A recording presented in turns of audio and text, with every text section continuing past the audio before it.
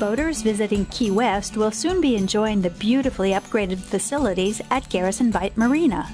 Vice Mayor Clayton Lopez was joined by other city officials to break ground on the new Dockmaster facility. When the work is completed at the beginning of 2019, boaters will enjoy new restrooms, showers, and laundry facilities. The new building will also house a maintenance shop as well as the Dockmaster's office. This $1.2 million project is funded in part by a boating infrastructure improvement grant from the Florida Fish and Wildlife Conservation Commission.